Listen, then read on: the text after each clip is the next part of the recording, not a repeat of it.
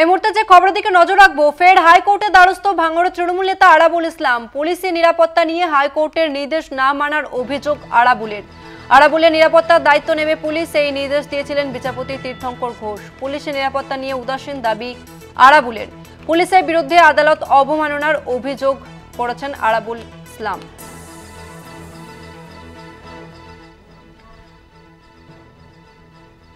ফের হাইকোর্টে দ্বারস্থ হয়েছেন আরাবুল ইসলাম।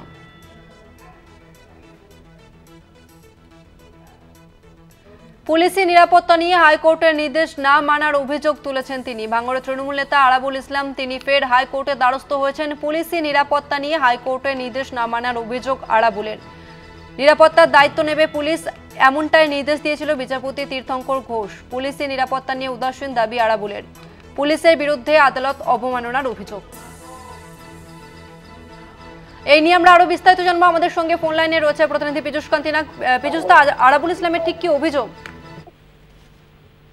কলকাতা হাইকোর্টের দ্বারস্থ হলেন আরাবুল ইসলামের দাবি হচ্ছে যে বিচারপতি, কলকাতা হাইকোর্টের বিচারপতি তীর্থঙ্কর ঘোষ তার নিরাপত্তার বিষয়টি নিয়ে পুলিশকে বিশেষভাবে নির্দেশ জারি করেছিলেন যে পুলিশের ওপর তিনি বিষয়টি খতিয়ে দেখে নিরাপত্তার বিষয়টি বিবেচনার কথা বলেছিলেন, কিন্তু তারপরে তার নিরাপত্তার দিকটি বিবেচনা করা হচ্ছে না।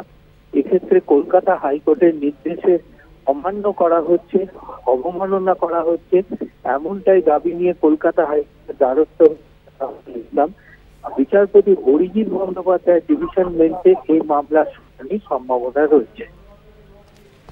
ধন্যবাদ তোমাকে পীযুষ দা।